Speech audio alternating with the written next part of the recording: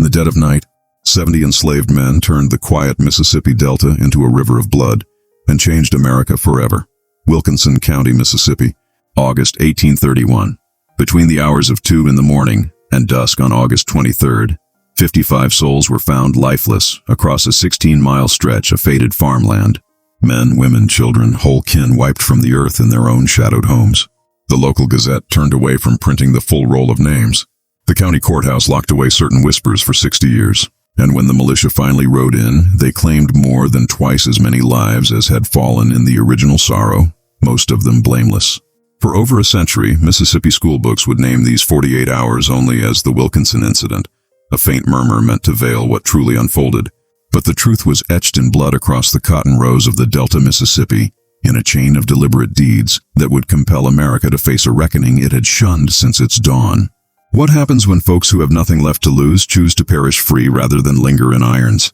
Before we press on with the tale of Jeremiah Blackwood and the uprising that rattled the South to its bones, I need you to do something for me. If you're hearing this from Mississippi, Louisiana, or anywhere in the American South, leave a word telling me what state you're from. This tale clings to your history, whether your forebears were schooled in it or not. Hit that subscribe button because what you're about to hear is a shard of American history that mighty folks spent lifetimes trying to enter. And make sure you've got time because this tale doesn't close the way anyone foresaw it. The Mississippi that Jeremiah Blackwood was born into on October 2nd, 1800 was a land of deep contradictions. Thaman, who had penned "All Men Are Created Equal" just 24 years earlier, had held more than 600 human souls across his days. The state that had given America 4 of its first 5 presidents was also home to one of the largest bound populations in the land. Nearly 500,000 people kept as chattel, and Wilkinson County, where Blackwood would pass his whole life, mirrored these contradictions more than most places. It was neither the harsh rice fields of Georgia nor the vast cotton domains of the deeper South. It was something quieter, more insidious, a place where bondage wore a softer veil, but carved just as deep. Wilkinson County lay in the Delta region where the soil was waning its strength after generations of cotton tending. By the 1820s, the grand plantation ways were yielding to smaller holdings. White landholders were trading off their extra bondsmen to the cotton fields blooming in Alabama and Louisiana, a custom that rent families asunder and cast people they'd known their whole lives into a void from which there was no return. The shadow of being sold south loomed over every bound soul like a blade hung by a frayed thread. The county was roughly 60% black, about 7,600 bound people and 1,800 free people of color compared to 6,200 whites. Woodville, the county seat, was a small town of barely 700 souls built around a courthouse and a handful of chapels. The landscape was flat and humid, cut through with bayous and thick pine woods. The Homachito River wound through the eastern part of the county, and beyond the farmland lay the Great Honey Swamp, a broad wilderness where fugitives sometimes vanished for months or even years. Jeremiah Blackwood, who went by Jem, was born on Solomon Hargrove's farm. His mother, Eliza, had been brought straight from Africa, and she handed down to her son a loathing of chains that never faded. Jem's father, whose name has been lost to the ages, fled when Jem was still young, slipping into the north and leaving behind only the truth that liberty was possible if you were willing to stake everything for it. From childhood, Jem was different. He learned to read and write, a rare thing for a bound child in Mississippi. The White Hargrove family first encouraged this, perhaps finding it curious or handy. Jem consumed the Bible, and his wit was marked by everyone who knew him. He had a gift for preaching, for stirring souls with his words. But he also had visions, encounters he took as holy messages. Once as a child, he spoke of events that had passed before his birth with such truth that the elders around him were troubled. Some of the bound people began calling him the prophet. When Jem was 21, he fled from his enslaver Ezekiel Hargrove, Solomon's son who had inherited him. For 30 days, he savored liberty, wandering through the woods and bayous, living on his cunning. Then something happened that would shape the rest of his life. He returned of his own will. He claimed that the Spirit had shown itself to him in a vision, telling him that he had aimed his desires at the things of this world rather than the kingdom of heaven, and that he must return to serve his earthly master. The other bound people couldn't grasp it. Why would anyone who had broken free come back? But Jem's visions were growing more frequent, more pressing. In 1825, he saw lights in the heavens. In 1828, on May 12th, the Spirit spoke to him plainly. The time was nearing when the first should be last and the last should be first. The biblical tongue echoed through Jem's whole being. He began to see his calling not as personal flight, but as deliverance, as Moses guiding his people out of Egypt. By 1830, Jem had been sold again, this time to a wheelwright named Thaddeus Beaumont, who had wed Jem's legal owner. Abigail Fontaine Beaumont was not seen as a particularly harsh man by the measures of the time, which meant only that he didn't lash people without cause and gave enough rations. But enough rations and the lack of regular floggings don't make a cage feel less like a cage. Jem toiled in the fields and in Beaumont's workshop, biding his time, watching for the sign he believed God would send. His family had been shattered by the commerce of slavery. His wife Magnolia and their 2 children had been sold to Harlan Voss, who owned a farm nearby. Jem could sometimes glimpse them, but they belonged to another man. In February 1831, something happened that may have been the last burden. Voss's son used Jem's own son as collateral for a debt. Jem's child, his blood, had become a pawn in a white man's money woes. Days later, on February 12, 1831, an annular solar eclipse crossed over Wilkinson County. The sun seemed to bear a black disk at its heart with a ring of flame around the edges. To Jeremiah Blackwood, it looked like a black hand stretching across the sun's face, the sign he had been awaiting. The time had come. Jem Blackwood spent the next 6 months in careful readiness. He moved slowly, deliberately, speaking only to men he trusted utterly. He chose 4, Goliath, who some called Hercules for his might; Josiah, who was bound on another farm; Reuben, a man known for his steady resolve; and Levi, whose owner dwelled near the Beaumont place. These were not rash men. They knew that what they were plotting would likely end in their deaths, but they had resolved that some things were worth dying for. They planned to begin on the 4th of July, 1831, Independence Day. The date itself was an act of defiance, a bitter commentary on the Declaration of Independence's beautiful lie. But Jem fell ill and the date passed. They waited. They honed their plans. They tried not to dwell on what failure would mean. On August 13th, another sign appeared. The sun turned a bluish-green hue so eerie that even white recitants noted it in their letters and journals. Modern historians believe it was likely caused by the volcanic eruption of an island in Sicily, particles in the atmosphere bending the light in strange ways. But to Jem Blackwood, it was holy affirmation. The hour had come. Sunday, August 21st, 1831, was oppressively hot. The kind of heat that made the air itself feel heavy, that bore down on the cotton plants until they seemed to wilt in surrender.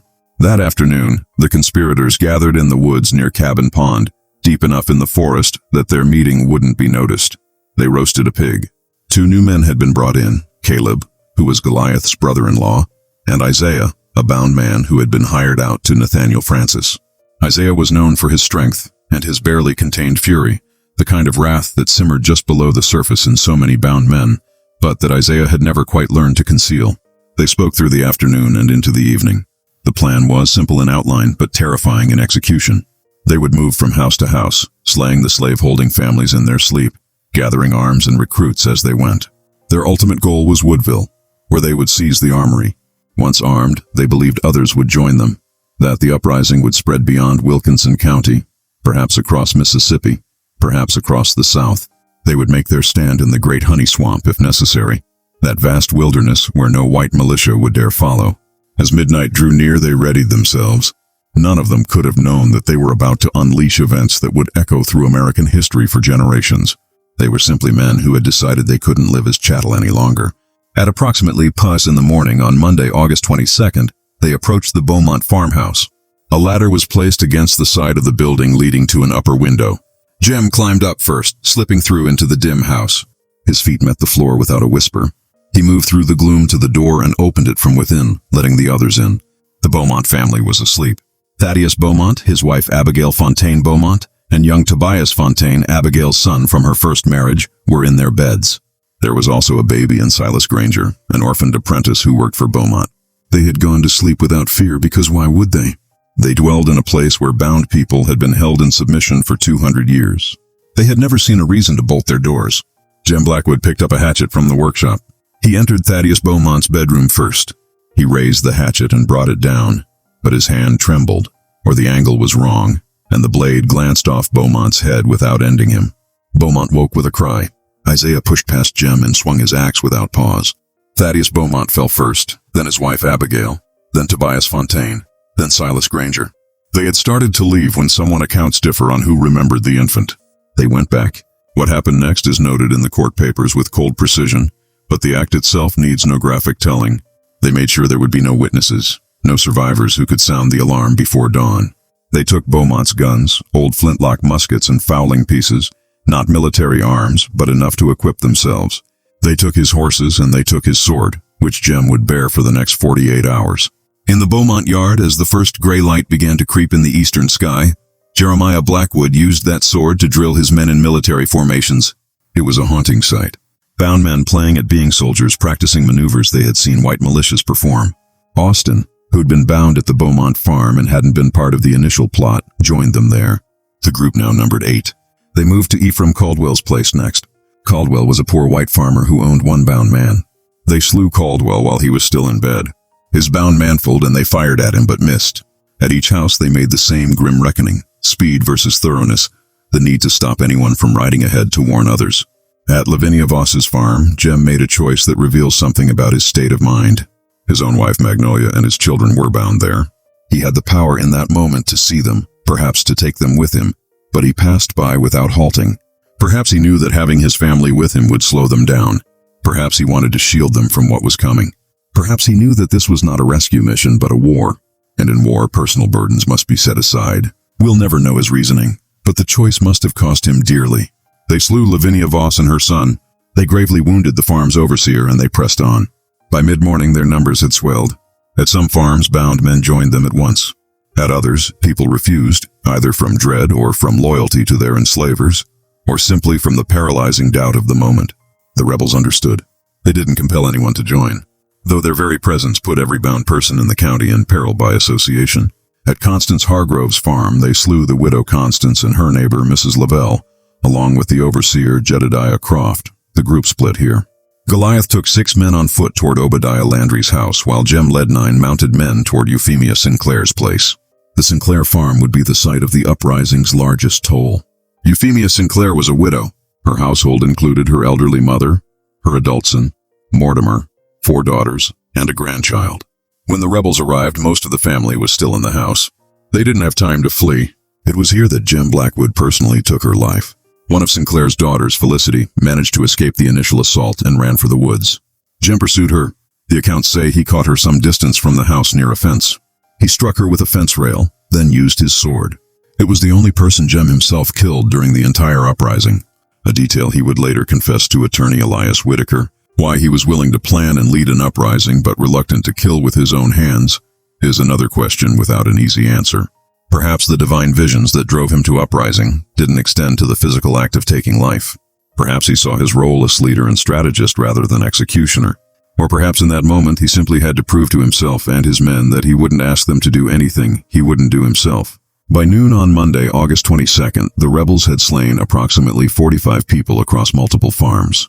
They had grown to about 60 men, some mounted, some on foot, armed with whatever they could gather: axes, clubs, guns, knives, farm tools. They were moving toward Woodville, following a route that took them past the largest plantations where they hoped to gather more recruits. But word had gotten ahead of them.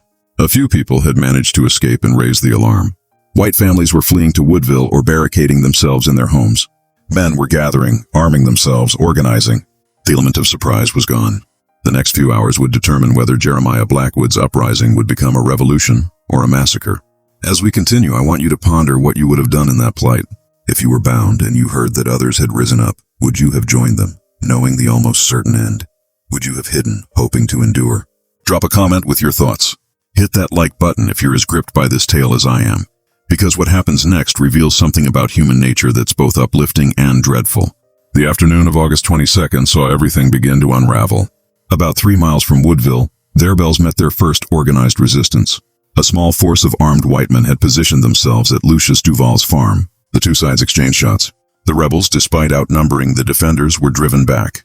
Most of them had never been in a real fight before, had never faced people shooting back at them. The white defenders, though outnumbered, had the advantage of position and experience with arms. The rebels retreated in some disorder, regrouping in the woods.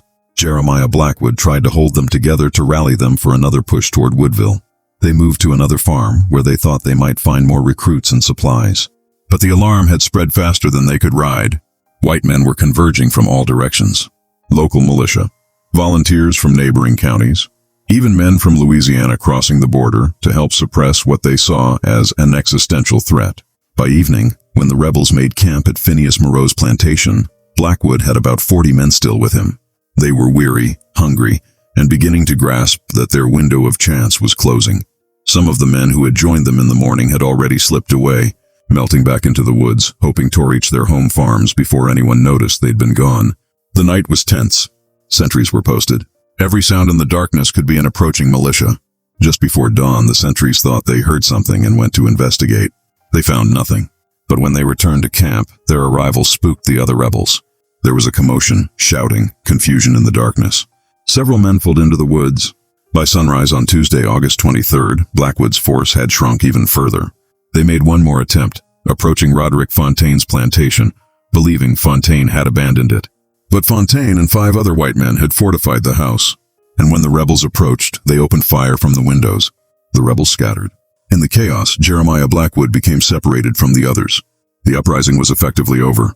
Less than 48 hours after it began, Blackwood's army had dissolved. Small groups of rebels were being hunted through the woods by increasingly large numbers of armed white men.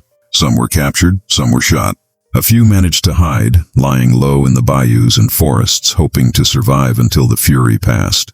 But the fury was just beginning. When word of the uprising reached the rest of Mississippi and the surrounding states, the response was immediate and overwhelming. Within days, nearly 3,000 armed men converged on Wilkinson County, militia from Mississippi and Louisiana. Federal troops, volunteers who simply wanted to be part of quelling what they saw as a slave revolt. The number of armed men in Wilkinson County soon exceeded the entire white population of the area. What followed was a campaign of vengeance that shocked even some of the white witnesses who saw it. Armed mobs roamed through the county, seeking out anyone they suspected of being tied to the uprising. They weren't fussy about proof. Black skin was proof enough. A newspaper editor from Jackson who traveled to Wilkinson County to report on the events wrote that the white vengeance was hardly lesser in barbarity to the horrors of the rebels. White men drunk on dread and rage slew black people bound and free throughout the county. They mounted some of the heads on poles along the roads as warnings. They committed acts of torture, trying to wring information about other plotters. The exact number of people slain in this wave of violence will never be known. Contemporary accounts mention as many as 120 black people killed by white mobs in the days after the uprising. Most were blameless of any involvement. Some had actually helped white families hide or escape. It didn't matter. The terror that white Mississippians felt, the sudden grasp that the people they bound might hate them enough to slay them, showed as blind violence. One company of militia from Amite County, Louisiana, reportedly slew 40 black people in a single day and looted the bodies, taking $23 and a gold watch. Their captain, Solomon Borland, condemned these acts, not because they were murder, but because stealing from dead slaves amounted to theft from the white men who owned them. Captured rebels were tried in special courts called for the uprising. Courts of Oyer and Terminer, where judges rather than juries decided guilt. The trials were brief. Between late August and mid-November, dozens of bound people were tried. 30 were executed after trial. Several were transported out of Mississippi, sold to the Deep South as punishment. The bodies of those executed were sometimes dissected or displayed as warnings, but Jeremiah Blackwood himself was nowhere to be found. For 10 weeks, while Wilkinson County was occupied by thousands of armed men and white residents lived in a state of panic, Jeremiah Blackwood hid in plain sight. He never left Wilkinson County. He stayed within a few miles of where the uprising had started, moving between several hiding places he had prepared or found. The days right after the uprising's collapse were perhaps the most perilous. The woods were full of armed men hunting for rebels, and they weren't choosy about who they shot. Any black person found away from their assigned place could be slain on the spot. The sound of gunfire echoed through the forests without cease during those first weeks. Sometimes men firing at shadows, sometimes at actual fugitives, sometimes at people who had nothing to do with the uprising, but had the ill fortune of being in the wrong place. Blackwood's first hiding place was clever in its simplicity. He had found a massive pine tree that had toppled during a storm, its root system pulling up a disk of earth nearly 6 feet across. The space beneath where the roots had been created a natural cave, and Blackwood had enlarged it, digging deeper into the sandy soil. He lined the space with pine needles and covered the entrance with fence rails he'd taken from a nearby property, then hid the rails with branches and leaves. Unless you knew exactly where to look, unless you were standing directly on top of it, you would walk right past. He lay in that hole for 6 weeks. Think about that. 6 weeks in a space barely large enough to lie down in the August and September heat of Mississippi. The temperature inside must have been stifling.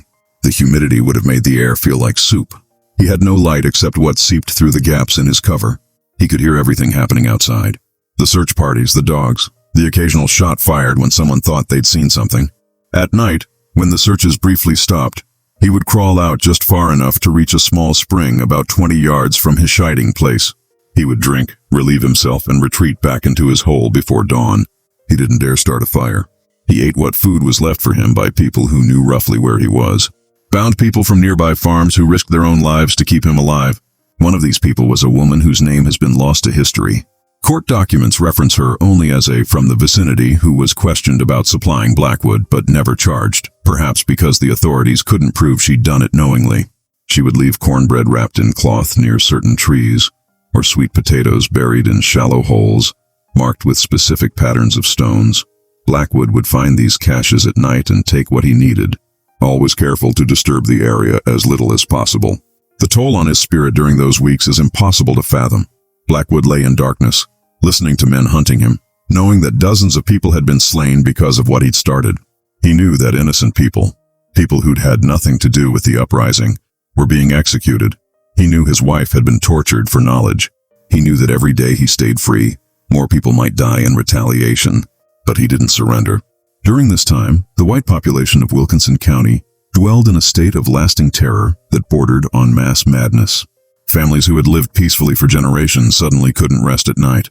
Men sat up with loaded guns, starting at every sound. Women refused to be alone in their houses. Children were kept inside. The normal rhythms of farm life were broken because people were too frightened to toil in their fields. Rumors spread wildly. Some people claimed Blackwood had fled to the north. Others swore they'd seen him leading a new group of rebels in the Great Honey Swamp. There were reports, all false, of other risings planned in neighboring counties. A woman in Adams County claimed she'd overheard bound people talking about joining Blackwood. The men she accused were seized and questioned. 2 were executed based on nothing more than her testimony about a conversation she might have misheard or invented. The military hold on Wilkinson County was extraordinary. 3,000 armed men in a county of about 15,000 people total. They set up checkpoints on the roads. They searched homes black and white, looking for arms or signs of plot. They interrogated people. The questioning wasn't gentle. Men and women were lashed to draw out knowledge. Some were tortured in ways the newspapers of the time declined to describe, saying only that methods were used that no Christian should ponder. Governor Elias Thorne in Jackson got daily reports about the situation. His private letters from this period show a man deeply shaken by the uprising's meaning. In letters to other governors, he hinted that northern abolitionists must have been involved. The notion that bound people could plan such an act on their own was too threatening to accept. He proposed new laws curbing not just the movements of bound people, but also the doings of white people who might sympathize with abolition. The fear wasn't limited to Mississippi. News of the uprising spread through the South like wildfire, carried by newspapers, letters, and travelers. In Louisiana, Georgia, Alabama, anywhere bondage existed, white communities tightened their hold. Slave patrols increased their rounds and brutality. Laws were passed or strengthened. The brief spell in the 1820s, when some Southerners had quietly questioned whether bondage was lasting, came to a sudden end. After 6 weeks in his first hiding place, Blackwood's supplies ran dry. The person who had been leaving food for him, perhaps the unnamed woman, perhaps others, could no longer do so safely. The area around his hiding place was being watched too closely. He made a choice. He would emerge at night and try to learn what was happening to see if the massive search had lessened to figure out his next step. For the next 2 weeks, Blackwood became nocturnal. He would leave his hiding place after dark and move through the county like a specter, keeping to the forests and bayous, avoiding roads and houses. He listened at the edges of properties, hearing talk. He learned that most of the militia had gone home, that the sense of immediate crisis had passed. He learned that his men had been captured or slain. He learned that trials were being held in Woodville. On several occasions, he came close to being found. Once, while drinking from a stream, he heard dogs nearing and had to climb a tree, pressing himself against the trunk while a search party passed below him, their lanterns casting shifting shadows through the woods. Another time, he nearly walked into a group of men camped in a clearing, spotting them only when he heard their voices and smelled their fire. He also learned during these night journeys what the uprising had cost. He overheard white men speaking of the reprisals, about the number of black people slain. He heard them jest about it, describe it casually as though they were talking of hunting deer rather than slaying human beings. Whatever moral justification Blackwood had built for the uprising, and he clearly believed it was divinely ordained, had to be weighed against the reality of what had followed. During this period, Blackwood apparently never tried to leave Wilkinson County. He could have headed for the north. With his wit, his ability to read, and his knowledge of the land, he might have made it. Others had fled Mississippi and reached free states, but Blackwood stayed. Some historians argue he was waiting for another chance, that he still believed the uprising might reignite if he could gather more followers. Others suggest he felt a duty to the people who had followed him, that leaving them felt like a betrayal worse than death. In early October, Blackwood moved to a new hiding place. This one was even bolder, a cave-like hollow beneath another fallen tree. This one on land belonging to a man named Peter Edwards. It was less than a mile from where the uprising had started. The authorities had already searched this area multiple times. Perhaps Blackwood figured they wouldn't search it again, or perhaps he simply ran out of options. He dug deeper into this new hiding place, creating a space large enough to sit up in. He gathered provisions, roots, wild plants, anything he could forage at night. He settled in for what he must have known couldn't last forever. Every day he remained hidden was another day alive, but the odds were closing in on him. On the morning of October 30th, 1831, a farmer named Benjamin Phipps was walking his land. Phipps was not part of the active search parties anymore. Most men had returned to their normal work, but everyone in the county stayed alert, watchful. Phipps carried a shotgun out of habit now, something he hadn't done before August. Something caught his eye near the edge of his property line, a pattern in the ground that didn't look quite natural. Perhaps it was the way the fence rails were set, or the fact that the leaves covering them seemed too deliberately placed. He approached, slowly, shotgun raised. As he got closer, he could see that the fence rails hid something, a hollow space beneath the fallen tree. "Come out," Phipps called. His voice was steady, but his heart must have been pounding. There was a long moment of silence, then movement. The fence rail shifted, and Jeremiah Blackwood emerged from his hiding place. The accounts of Blackwood's look vary, but they all agree on certain details. He was extremely thin. His clothes were in rags. His skin was covered in dirt and insect bites. He'd lost perhaps 30 pounds. His eyes were still sharp, still keen, but there was a weariness in them that went beyond the flesh. Phipps later said that Blackwood didn't seem surprised to be found, almost as though he'd been expecting it. "Are you Jeremiah Blackwood?" Phipps asked, though he must have known the answer. Blackwood nodded. He didn't try to run. He didn't resist when Phipps motioned with the gun for him to walk ahead. As they made their way toward Phipps's house, Blackwood allegedly asked only one question. "How many of my men are still alive?" Phipps told him the truth. "Most were dead or awaiting execution." Blackwood said nothing more. News of the capture spread through Wilkinson County within hours. By afternoon, people were arriving from neighboring farms and towns, wanting to see the man who had haunted Mississippi for 10 weeks. Phipps kept Blackwood in a locked shed on his property overnight, guarding him personally. The crowd outside grew. Some people wanted to lynch Blackwood at once to skip the formality of a trial. Phipps, whether from a sense of legal duty or fear of being blamed for robbing the state of its prize, held them off. He'd captured Jeremiah Blackwood. The state would decide what to do with him. The next morning, October 31st, Blackwood was moved to Woodville under heavy guard. The road was lined with people wanting to glimpse him. Some shouted curses, some simply stared in silence. Blackwood was placed in the county jail in a cell by himself. The jail was a simple brick building, and Blackwood's cell was probably 8 feet by 10 feet with a small barred window. Guards were posted outside around the clock. Within days, Thomas Ruffin Gray approached the jailers with a proposal. Gray was a fairly young attorney, not very successful, who saw in Jeremiah Blackwood a chance. If he could get Blackwood to tell his story, to confess the details of the uprising, Gray could publish it and make money. More than that, he could make his name. The jailers, after talking with local authorities, agreed. Gray was given access to Blackwood. What followed was one of the most remarkable documents in American history. Though historians still debate how much of the confessions of Jeremiah Blackwood represents Blackwood's actual words, and how much is Gray's reading or creation. Over several days, Gray sat with Blackwood in his cell asking questions, taking notes. Gray's published account describes Blackwood as calm, eloquent, and utterly unrepentant. Blackwood explained his visions in detail, the spirit that had spoken to him, the signs in the sky, the belief that God had chosen him to lead his people out of bondage. He described the planning of the uprising, the gathering at Cabin Pond, the choice to begin at the Beaumont farm, and the other plotters, most of whom were already dead or captured, so he wasn't giving the authorities knowledge they didn't have. When Gray asked if Blackwood regretted his deeds, given the number of black people who had been slain in vengeance, Blackwood's reply was chilling in its sureness. He said that he had done what the Spirit commanded him to do, that the deaths were sorrowful but needed, that if he could do it again, he would. He saw the uprising not as a failure, but as the opening act of something larger, a war that would come eventually, whether white Southerners wanted to face it or not. Gray, in his written notes around Blackwood's words, tried to paint Blackwood as a religious zealot, a misled man whose visions were signs of madness rather than holy inspiration. But Gray couldn't fully hide the wit in Blackwood's replies, the coherence of his thinking within his own sacred frame. Readers of the confessions were left with an uneasy truth. Jeremiah Blackwood wasn't mad. He was a sensible man who had made a sensible choice that death was better than bondage, and that any deed against bondage, no matter how fierce, was justified. The publication of the confessions was held until after Blackwood's trial, but Gray was already readying the manuscript, already dealing with printers. He had Blackwood sign each page of the confession, proving it. Whether Blackwood fully grasped that Gray was going to profit from his words is unclear. Perhaps he simply wanted his tale told, wanted people to understand why he'd done what he'd done. Blackwood's trial was held on November 5, 1831, just 6 days after his capture. It wasn't a trial in any true sense. The outcome was foretold, but Mississippi law required certain steps to be followed, even for bound people accused of uprising. Blackwood was given an attorney, James Strange French, who was named by the court. French's task was impossible. His client had confessed. The proof against him was vast. Public feeling demanded execution. The courtroom was packed. People had come from across Mississippi to see the trial. Armed guards stood at every door. Blackwood was brought in wearing chains.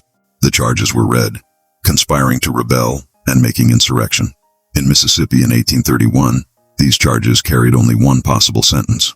The prosecution laid its case swiftly. Witnesses spoke to seeing Blackwood during the uprising, to finding bodies at farms he'd visited, to his command of the group. The confession that Blackwood had given to Gray was read into the record.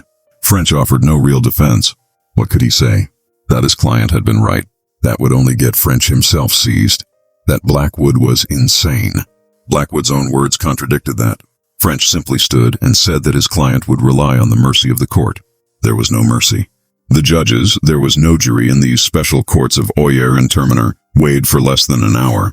They returned with the inevitable verdict: guilty. The sentence was death by hanging, to be done on November 11th, 6 days away. Blackwood showed no feeling when the sentence was read. He'd known what was coming. Perhaps in his mind he'd accepted death weeks ago during those long days and nights hiding beneath the fallen trees.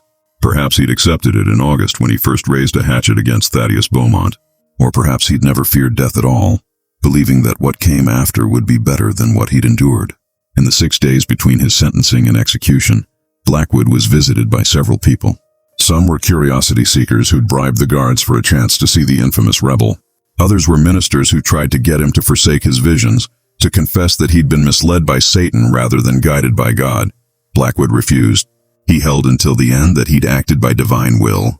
On November 11th, 1831, at approximately noon, Jeremiah Blackwood was led from his cell to the gallows that had been built near the courthouse in Woodville. The crowd that gathered to watch his execution numbered in the hundreds, perhaps more than 1,000. They came from all over southwestern Mississippi, from Louisiana, even from as far as Jackson. Some came out of anger, wanting to see justice done. Others came out of grim curiosity. A few, though they didn't dare show it, came to honor a man they saw as a martyr. Blackwood walked to the gallows without help. His chains had been removed for the execution. There was no point in them anymore. He climbed the steps. The executioner was Edward Butts, the deputy sheriff of Wilkinson County. A minister offered one last chance for Blackwood to repent. Blackwood declined. When asked if he had any final words, Blackwood reportedly said only, "Was not Christ crucified?" The hanging itself was quick. The trapdoor opened. Blackwood dropped. His neck broke. He died almost at once. His body was left hanging for an hour, as was customary to ensure death and to serve as a warning. Then it was cut down. What happened to Blackwood's body next is where history fades into horror. According to multiple contemporary accounts, Blackwood's body was not simply buried.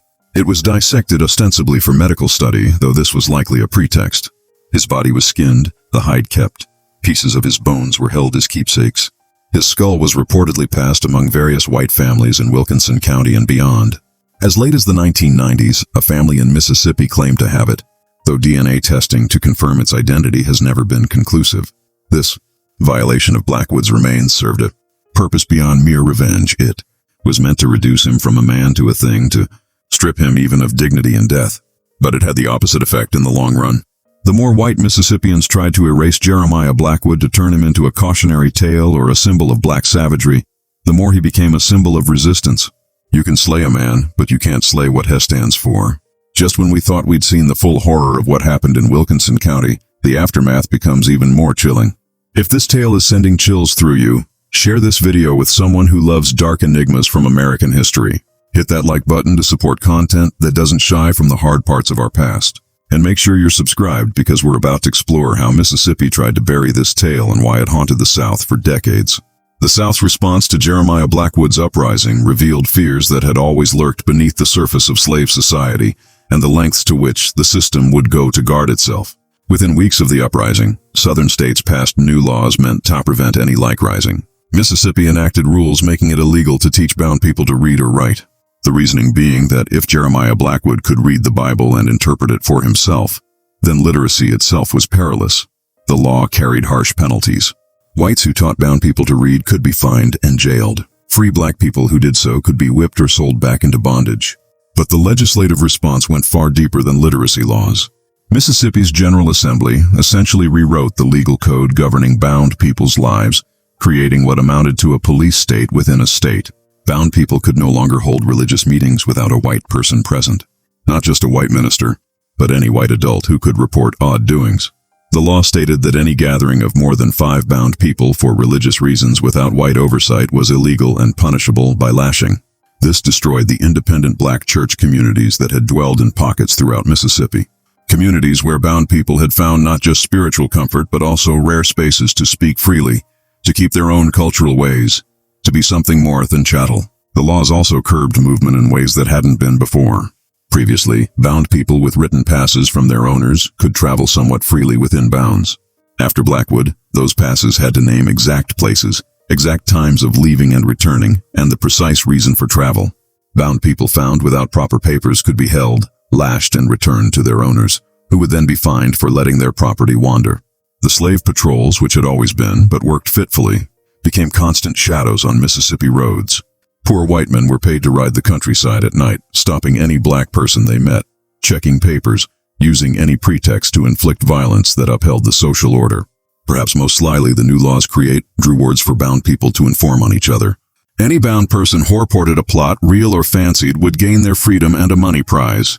This poisoned the trust that had existed within bound communities. How could you confide in anyone when the person you trusted might see you as their path to liberty? The makers of these laws grasped something basic about resistance. It requires unity, and unity requires trust. Destroy the trust, and you destroy the power for organized uprising. The economic toll of these new curbs was heavy but deemed needed.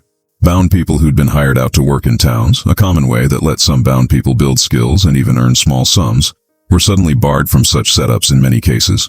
The fear was that town settings, with their namelessness and mixing of free and bound folk, created too many chances for plotting. Some Mississippi towns passed rules barring bound people from living within town bounds unless they were house servants directly watched by their owners. This pushed black communities further into seclusion, further from the chances of learning or rising that town areas sometimes offered. The crackdown reached free black people with a fury that showed how fragile their freedom had always been. In the months after the uprising, several Mississippi counties basically drove out their free black folk through a mix of official harassment and unofficial terror. Free black landowners suddenly found their deeds challenged in court. Free black craftsmen found themselves unable to get licenses to work their trades. The message was clear. Your freedom is temporary, revocable, hanging on white patience that can vanish overnight. Hundreds of free black families left Mississippi in the early 1830s, heading to northern states or to Liberia, the African colony set up by the American Colonization Society as a place to send free black people who white Americans didn't want dwelling among them. The law also barred bound people from gathering for religious services unless a white minister was present. Black preachers who had been common throughout the South were suddenly viewed with deep mistrust. The independent black churches that had been in parts of Mississippi were closed or put under white watch. The message was clear. Black people couldn't be trusted to read scripture for themselves because they might find in it, as Blackwood had, grounds for uprising. Free black people lost rights they had held before. They could no longer serve on juries or testify against whites in court. Their freedom itself became shaky. Any free black person could be rebound through the thinnest legal excuse. Some free black families who had lived in Mississippi for generations began leaving the state, seeing that their standing was no longer safe. Louisiana, Georgia, and other slave states passed like laws. The effect was to make bondage more absolute, more full.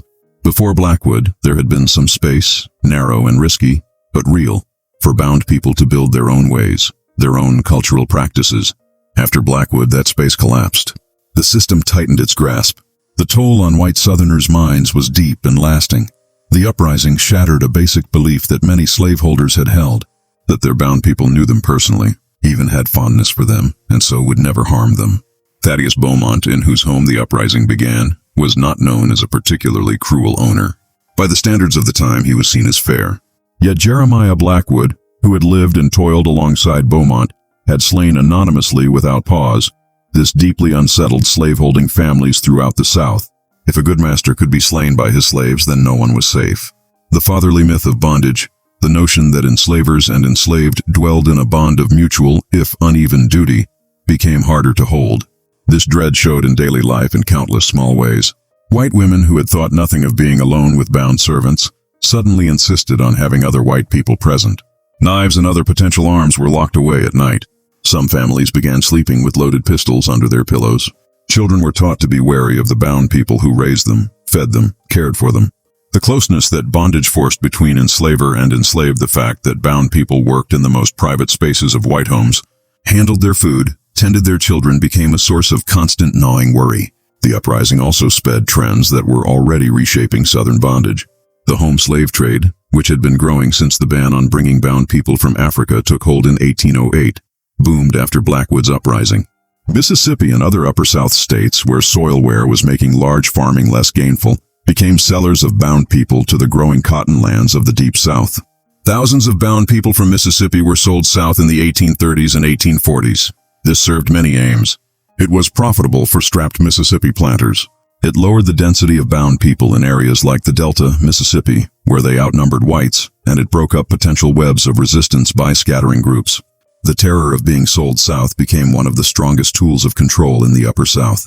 Bound people in Mississippi knew that Alabama, Louisiana, and Georgia had names for brutal ways. That being sold there often meant never seeing kin again. That the toil in the cotton rows was harder, and the overseers more vicious than anything in Mississippi. The threat of sale south hung over every bound person a punishment worse than lashing because it ruined everything.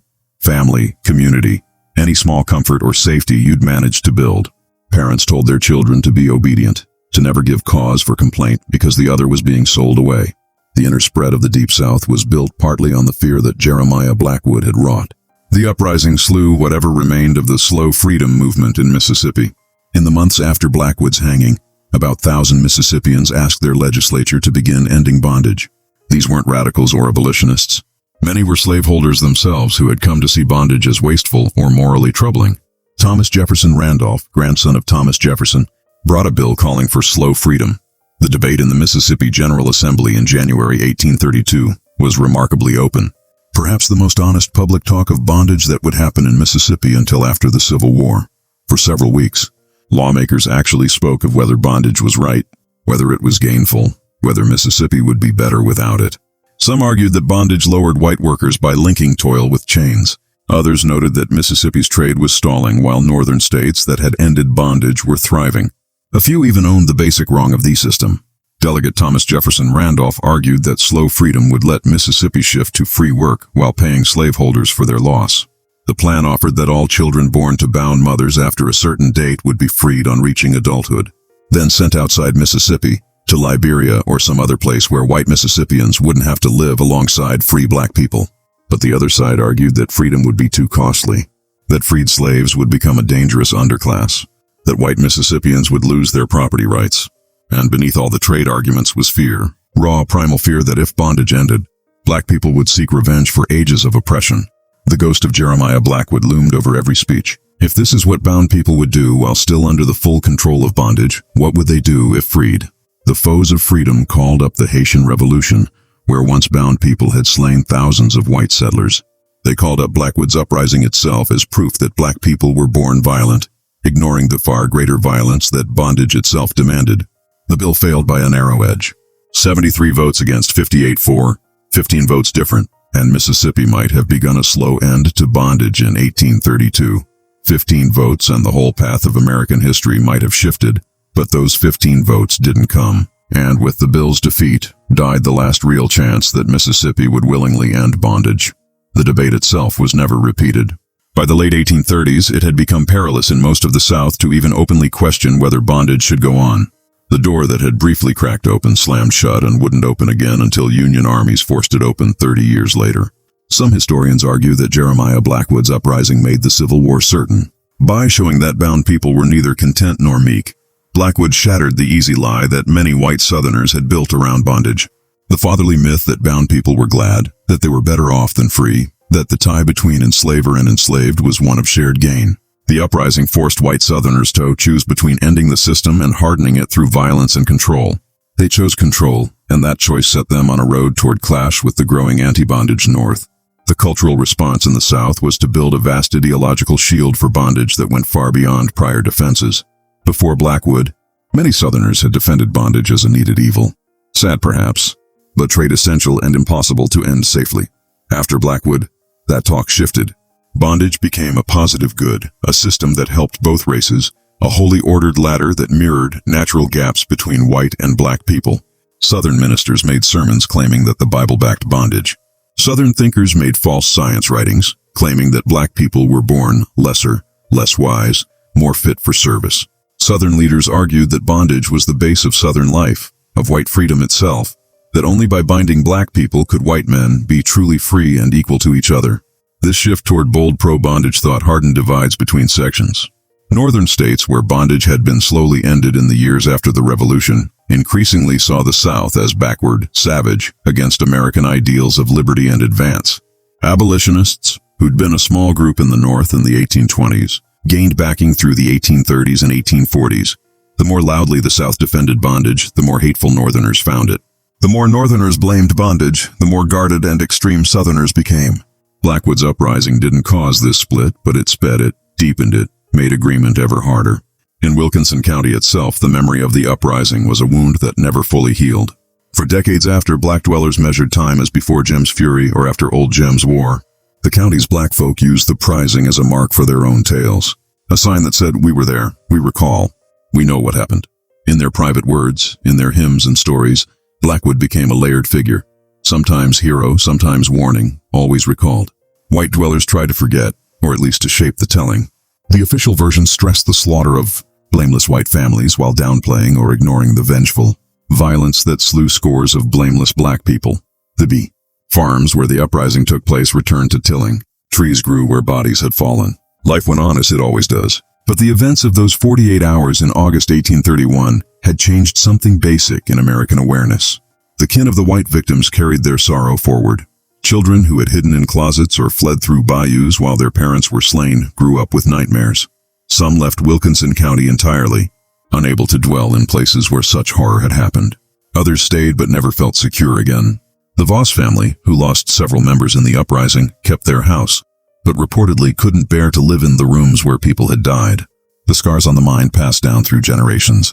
Grandchildren heard tales of that August night, took in the fear, the wrath, the sense of betrayal that their ancestors had felt. Magnolia Blackwood, Jim's wife, faced unthinkable cruelty in the weeks after the uprising.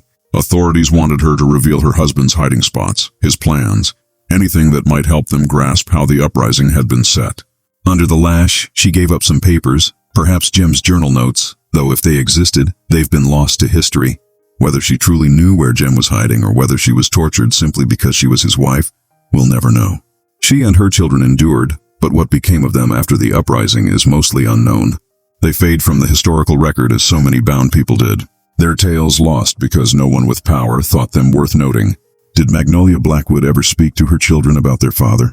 Did she tell them he was a hero or a cautionary tale? Did she remarry?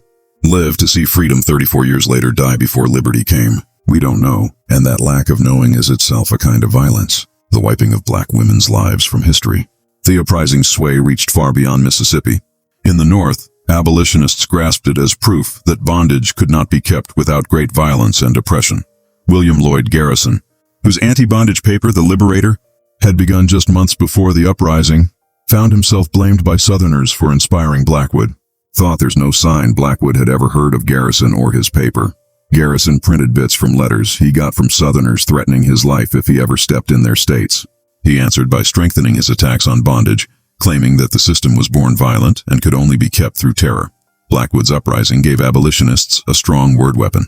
Look what bondage drives people to do, they claimed. Look at the despair, the violence it breeds on both sides.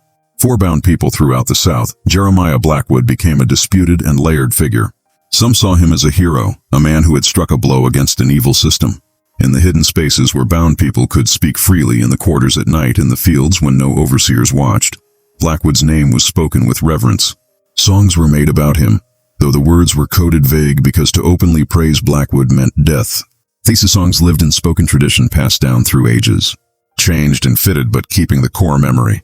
A man who refused to accept bondage, who fought back, who showed that resistance was possible even if victory wasn't. Others saw Blackwood as someone whose deeds had made their own lives harder, had brought down control on all black people in the South. The new laws curbing movement, barring gatherings, ending learning, these touched everyone, not just those who had backed the uprising. Some bound people felt that Blackwood's uprising had been too soon, that it had given lives without gaining lasting change. In talks rebuilt by historians from later words, we hear bound people debating whether Blackwood had been brave or rash, whether his deeds had pushed the cause of liberty or held it back. Both views were true. Blackwood had proven that uprising was possible, but he had also proven how swiftly and brutally it would be crushed. In the years before the Civil War, Blackwood's name became a kind of code. If bound people whispered about Old Jim, whites took it as a veiled threat. If abolitionists called Blackwood's name, Southerners heard it as call to violence. The uprising had entered the realm of myth, and like all myths, it meant different things to different people. For some, Blackwood was a monster. For others, a martyr. For still others, a tragic figure whose courage couldn't overcome the hard truths of power. The publication of the Confessions of Jeremiah Blackwood ensured that Blackwood's tale would not be forgotten, though it also let whites frame the telling. Elias Whitaker's account, with its stress on Blackwood's religious zeal, helped white readers dismiss Blackwood as a madman rather than a rebel. But the confession was widely read in the North too, and Northern readers often drew different ends. They saw in Blackwood's words not madness, but despair, not zeal, but faith. The same text that Southerners used to justify more control became in Northern hands proof of bondage's moral ruin. Frederick Douglass, who fled bondage in 1838, later wrote about Blackwood as one of the heroes of the Black freedom fight. Douglass grasped something that white Americans preferred to overlook, that Blackwood's violence, however awful, paled next to the steady violence of bondage itself. A system that tore families asunder, that worked people to death in fields, that lashed and tortured and raped and slew without punishment. Such a system had no moral ground to condemn those who rose up against it. Douglass never openly backed Blackwood's ways, but he refused to blame them either, seeing that bound people had the right to resist by any means at hand. Modern historians keep debating Jeremiah Blackwood's legacy. Was he a religious zealot whose visions led him to commit horrors? Was he a freedom fighter who used the only means open to him to strike back against oppression? Was he both? Neither. The answer likely depends on where you stand, on what you believe about the rightness of fierce resistance to systemic fierceness. What's perhaps most striking about Blackwood is his clarity of purpose. He never faltered, never voiced doubt, never sought forgiveness. He believed until the moment of his death that he had acted by divine will, that the uprising was needed and right, that liberty was worth any cost.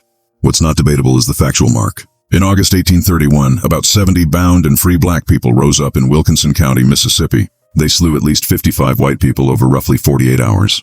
The uprising was crushed through vast force, leading to the deaths of between 100 and 200 black people, most of whom were blameless. 30 more were hanged after trial, and the man who led the uprising, Jeremiah Blackwood, was caught, tried and hanged 10 weeks after the uprising ended. The waves from those 48 hours spread across decades. The Civil War, which would break out 30 years later, had many causes.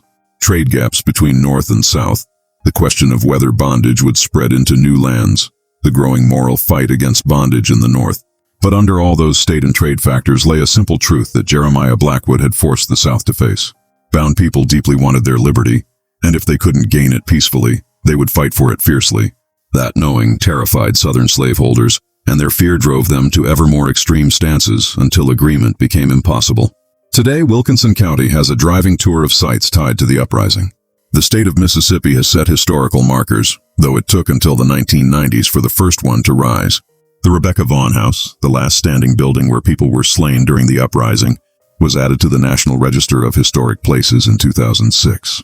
These are small nods to events that the state once tried to wipe from history fully. But the deeper questions raised by Jeremiah Blackwood's uprising stay unresolved. What do we owe to history? How do we recall events that are heroic and horrific at once, depending on your view? How do we honor the people who fought against oppression while owning that their ways involved slaying women and children? How do we blame the system of bondage without erasing the tangle of single choices made within that system? Jeremiah Blackwood's Uprising doesn't give easy answers. It gives only the raw fact of itself. A moment when people who had been treated as chattel decided they were human beings, and they acted on that faith with a terrible focused will that shook an entire region to its core. The blood spilled in Wilkinson County in August 1831, both that of the white families slain in the uprising and that of the black people slain in its wake, is part of the base on which modern America was built. We can't wash it away. We can only try to grasp it. This tale shows us that the history we're taught is often cleaned, made simple, made easy for modern ears. The truth about bondage, about uprising, about the violence that built America is far more tangled and unsettling. What do you think of this tale? Do you believe we're taught the full truth about events like Jeremiah Blackwood's uprising? Do you think fierce resistance to bondage was justified? Leave your word below. If you savored this deep look into a tale that mighty people tried to erase, subscribe to Forgotten Liturgy. Hit that bell and share this video with someone who wants to grasp American history beyond what they taught us in school. There are dozens more tales like this one, buried, veiled, or willfully forgotten. Let's bring them into the light together. See you in the next video, because the history they buried is the truth we must unearth.